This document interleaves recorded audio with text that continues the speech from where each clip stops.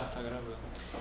Então, eu queria que você começasse falando um pouquinho sobre o papel da musicoterapia durante a gravidez, como que funciona. Bom, então, a musicoterapia para gestantes, a gente trabalha... eu desenvolvo um trabalho que eu começo a partir de conhecer essa história dessa mulher. Então, o histórico sonoro musical dela. Então, eu começo a perguntar sobre a vida dela, sobre quais músicas fizeram parte da história dela.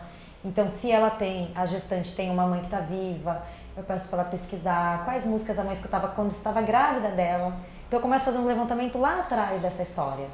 Né? Então, quais músicas fizeram parte dessa história? Né? Porque isso para mim é importante também.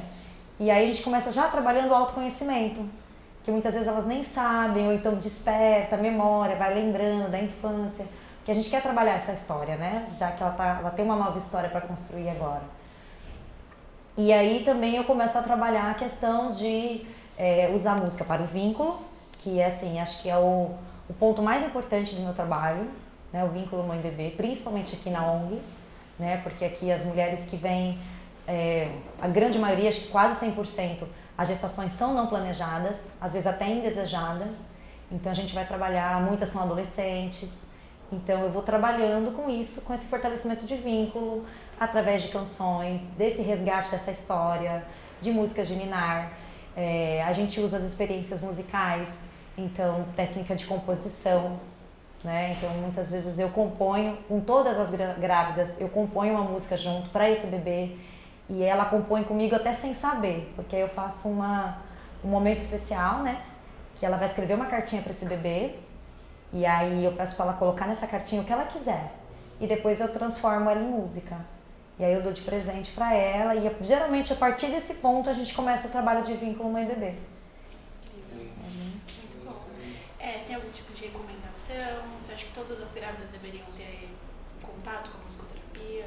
Todas as grávidas deveriam ter, sim, porque assim, é independente, né? Eu tô falando mais dessas gestações não planejadas, mas independente, porque a música, além dela trabalhar o vínculo, porque a gente sabe, assim, um ser humano, a gente está construindo um ser humano, né? Então, assim, pode até pensar na questão do desenvolvimento do cérebro, né? A gente está pensando no desenvolvimento motor desse bebê, e como esse bebê está recebendo essas emoções.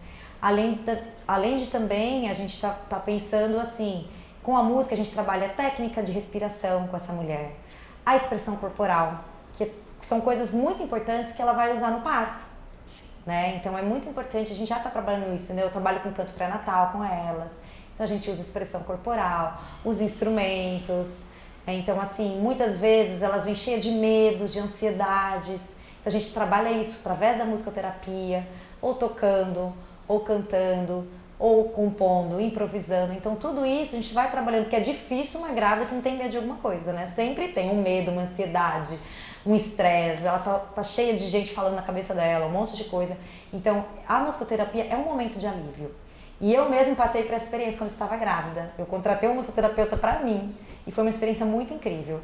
Então a partir daí que eu também quis trabalhar com as gestantes. Até eu esqueci, era a primeira coisa que a gente foi te perguntar, para você fazer uma apresentação, falar um pouquinho sobre você, tá bom. sobre a sua experiência, tá? Tá bom. Posso falar? Bom, meu nome é Michele, eu me formei em musicoterapia em 2009 e depois eu fiquei um tempo afastada da musicoterapia, aí eu voltei depois que eu me tornei mãe, exatamente porque eu fui percebendo como que a musicoterapia, né, era importante. Então eu comecei a trabalhar com gestantes em 2016, porque foi também quando eu me tornei doula, na verdade 2014 eu me tornei doula, e aí eu comecei a trabalhar com as gestantes por causa do meu trabalho de doula. Então aí eu comecei a imaginar que eu poderia unir esses dois trabalhos, né, da musicoterapia, que eu até então não tinha trabalhado com gestantes, com o trabalho de doula. Então foi aí que eu comecei a juntar esses dois trabalhos e estou nessa ONG aqui já tem 6 anos e também atendendo de forma particular esse público-alvo, juntando a musicoterapia com o trabalho de doula. Certo. Deixa eu ver. Você acha que a musicoterapia é acessível financeiramente ou é exclusiva para as classes mais altas? Então, a musicoterapia, ela existe em todos os âmbitos, né? Então, por exemplo, existem muitas ONGs, como aqui no Serve, né? Que a gente oferece um serviço de musicoterapia. Aqui, além das grávidas, eu também atendo crianças, né? Que não é o público-alvo, mas às vezes os filhos dessas mulheres que tiveram bebê e que agora estão com alguma necessidade, então também atendo. Existe a musicoterapia comunitária, a musicoterapia social, né?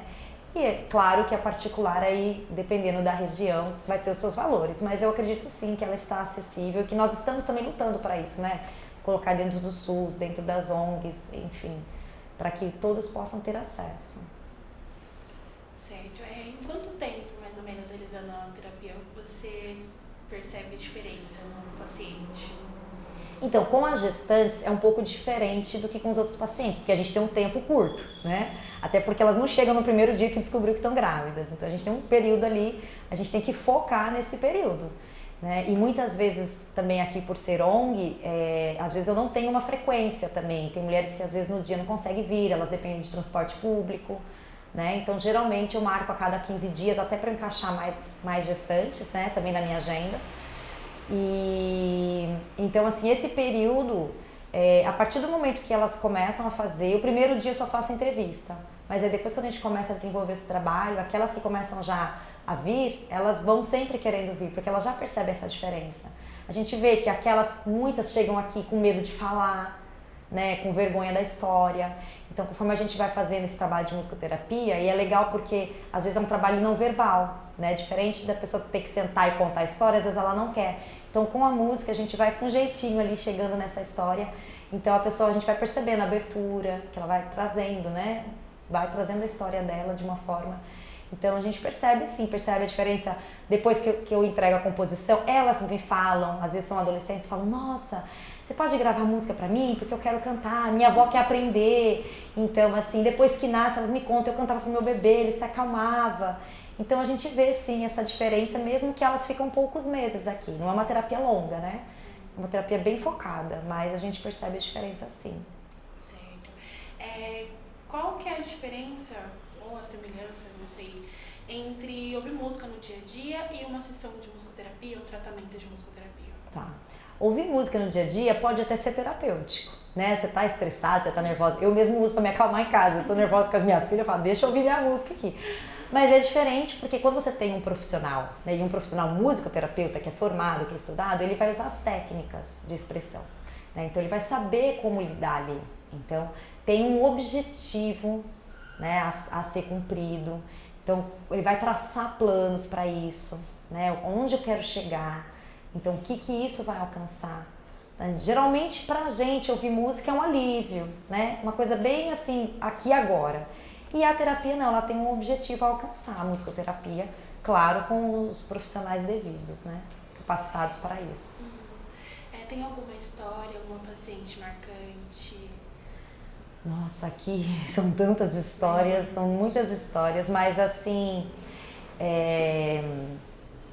eu acho que tem uma que eu geralmente, que me marcou bastante, que eu falo até muito dela, eu não posso trazer o nome verdadeiro dela, mas ela era uma moça muito difícil de falar, né, de conversar, de se abrir, de contar a história. E eu sempre perguntava: tá tudo bem? Tá tudo bem. E aí eu fui trabalhando com ela, e aí um dia ela me falou que, na verdade, assim, além dela estar gestante, sem o pai do bebê, mãe solteira, ainda a mãe dela estava hospitalizada. E ela achava que ela não podia falar que não estava bem porque ela estava grávida. Então, tipo assim, eu não posso falar que eu não tô bem, eu tenho que fingir que tá tudo bem. E aí eu comecei a trabalhar isso com ela, né? Que na verdade era melhor ela colocar essa expressão pra fora, que assim ela ajudaria o bebê dela do que ela guardar tudo aquilo, que o bebê ia sentir o que ela estava sentindo. E aí até a gente fez a música junto, né? E a filha dela se chamou Valentina. Então a gente contou um pouco dessa história dela na música, né? Então assim, eu acho que são muitas histórias, mas essa me marcou bastante. Até foi uma das músicas assim que eu não esqueci, porque são muitas músicas, às vezes a gente até esquece. Mas essa história marcou bastante por isso, né? Porque depois eu pensei, talvez muitas tenham essa sensação de que eu não posso falar dos meus sentimentos, não posso falar que a coisa tá ruim, né? Porque eu tô grávida. Então, a importância de trabalhar com a expressão dos sentimentos delas.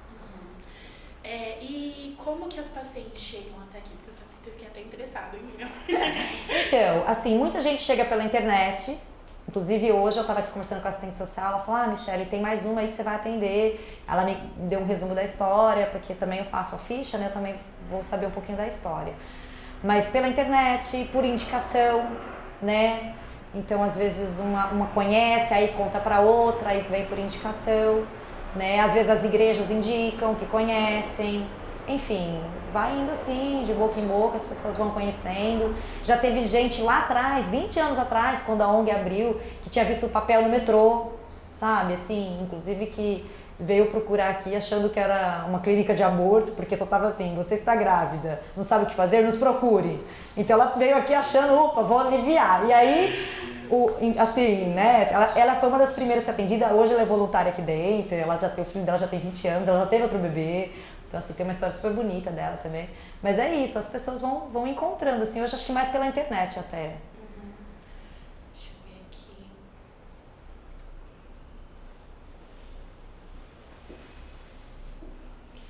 O que é necessário para se tornar um profissional da área? Todo profissional precisa ser formado em uma universidade? Tá, então, para se tornar um musicoterapeuta, hoje no Brasil a gente tem duas formas. Ou através da graduação, né? Existem poucas faculdades, mas nessas faculdades, ou pela especialização, a pós-graduação. Né? Então, às vezes a pessoa já é músico, é professor de música, ou é psicólogo, então procura essa pós-especialização. Né? Como a profissão ainda não está regulamentada, essas duas formas hoje são viáveis, mas existe até já algumas questões, eles estão dizendo que talvez no futuro só quem tem graduação é que vai ser aceito depois, né, que for regulamentado, mas por enquanto são essas duas formas. E aí depois a gente vai tendo que se especializar buscando outras coisas, né, ou pós, ou um instrumento, você vai estudando. Eu, por exemplo, que entrei na área da obstetrícia, então, né, fiz o curso de doula, fiz o curso de consultora de aleitamento materno, então eu participo muito de congresso. Amanhã eu vou estar numa conferência internacional de psicologia obstétrica. Então, assim, eu fui para esse lado. Aí quem vai para o lado de gerontologia, ou síndrome, cada um vai na sua especialização. Você falou um pouquinho, mas eu queria saber mais sobre como que é o tratamento, como que é todo o processo da terapia. Você disse que a primeira você faz uma conversa, né? Sim, então, primeiro quando a mulher chega aqui pra mim, aqui na ONG, né, ela já passou pela assistente social, tal, já foi atendida, né, já teve uma recepção, aí ela vem pra mim, aí eu faço essa ficha onde eu vou saber um pouquinho da história dela e fazer esse levantamento da história sonora musical dela. Então ela vai me contar um pouquinho se ela toca, se ela já tocou, se ela já cantou em coral de igreja, se ela gosta de escutar, o que ela gosta de escutar, porque eu também posso usar músicas da história dela. Né? Porque já pensou, eu falar, vou pôr uma música para você relaxar, e eu ponho uma música, sei lá, instrumental, Mozart, e ela odeia música clássica, né? Então, assim, eu tenho que conhecer também um pouquinho dessa história para trabalhar com ela. Tem umas que gostam de música gospel, tem outras que odeiam, tem outra que é do pagode. Então, a gente vai fazendo esse levantamento até para conhecer e trabalhar específico com ela. E aí, a partir desse momento que eu faço a entrevista, eu pergunto se elas aceitam participar comigo com as sessões de musicoterapia. E aí eu desenvolvo o trabalho junto com o trabalho de doula. Então, ao mesmo tempo que eu vou trazendo informação de humanização de parto, de violência obstétrica, de tudo isso, né, eu vou conversando com a mulher, eu vou dividindo esse momento com as sessões de musicoterapia. Então, aí na sessão a gente vai desenvolver ou alguma coisa que ela já me trouxe na entrevista. De repente ela chega e fala, nossa, eu morro de medo da dor do parto. Ou então assim, olha, eu não quero fazer parto normal de jeito nenhum, tenho medo. Ou então assim, eu quero fazer, mas eu tô com medo. Ou, enfim, cada um vai trazendo as suas ansiedades, né? Então, ou às vezes essa moça não tem uma mãe presente, não tem essa referência de maternidade, né? Tem muitas aqui, assim, que trazem essa história. Então, a gente vai trabalhando isso. Ou, às vezes, pontualmente, naquele dia, ela chega e fala assim, hoje eu tô exausta, hoje eu tô sem energia. Então, eu vou trabalhando essas atividades de acordo com as demandas dela. Muitas chegam com muita dor corporal mesmo, né? A gestação mexe com o corpo. Então, às vezes chega aí, eu vou trabalhar até massagem com elas, né? Porque aí, unindo a minha técnica de doula com a musicoterapia, então às vezes eu coloco uma música para ela e faço uma massagem, né? Sempre assim com o consentimento delas, tal. Uso também a bola de pilates, né? A bola suíça também, às vezes a gente faz atividade ali, mesmo com a música. A questão corporal também, porque muitas, por exemplo, já passaram por situação de abuso, né? Então a gente tem que trabalhar também esse corpo, porque ela vai parir, ela vai usar esse corpo que também já foi violentado. Então a gente vai trabalhar um pouco essa corporalidade também, expressão corporal, de usar música. E é só nós duas lá na sala, às vezes tem uma estagiária junto, né? Só também não entra mais. Então a gente tem um pouco dessa liberdade, né? Tentando ali ajudar essa mulher. A respiração, também trabalho bastante técnica de respiração com elas, que tem a ver com a musicoterapia também, né? Para ela também usar no parto. O canto, os vocalizes, então, a gente trabalha porque muitas têm medo de na hora do parto, eu não vou poder gritar, não posso me expressar. Então a gente já vai trabalhando essas técnicas para que na hora do parto, possivelmente eu não estarei junto, né? Porque como voluntário eu não consigo acompanhar todos os partos aqui, alguns eu até acompanho o parto. Então eu já quero deixá-la pelo menos um pouco preparada para na hora ela lembrar, Michelle me ensinou essa técnica, essa posição, esse movimento. E até eu monto com elas a playlist do parto também, né? Então, de acordo com a história dela, não trago músicas prontas para ela. Eu apresento algumas que eu conheço e que ela não conheça, que não é do universo dela, e a gente une aquilo que ela gosta e a gente monta uma playlist também para o dia do parto para ela levar com ela. Hoje é mais fácil, né? Todo mundo tem o celular. Tem uma música lá, para ela também ter um mínimo de um ambiente aconchegante para ela, se às vezes ela está no hospital, cheio de gente, né? Então, é basicamente isso. E na saúde do bebê, né, de uma mãe que fez o tratamento de musicoterapia, você acha que tem alguma influência na saúde do futuro bebê que vai nascer? Sim, a gente já tem muitos assim, estudos que mostram isso, né? Então, assim, como que a mãe, primeiro que no momento que ela está gestando, né, o bebê está ali dentro, ele vai receber essa sonoridade. Então ele pode receber via hormonal, que é pelo que a mãe está recebendo, que a mãe está produzindo de hormônio no momento que ela está ouvindo uma música ou produzindo uma música. Então aquilo que ela está sentindo vai chegar via hormonal para o bebê. Né? Pode chegar via auditiva mesmo, se ele já está com audição, né? Ali depois das 16 semanas o bebê já está escutando até som externo. Né? Antes, ali por volta de 10 a 12 semanas, ele escuta os sons internos. E também por vibração, né? Então ele está recebendo todo esse som vibracional que está ali dentro do corpo da mãe. Então a gente sabe que tudo isso é um estímulo para o bebê, né? E também por essa questão, porque se você está trabalhando as emoções dessa mãe, todas essas... A gente também está ajudando esse bebê a não receber tudo isso de uma forma, né? Uma pancada de emoções ali que ele não está entendendo o que está acontecendo.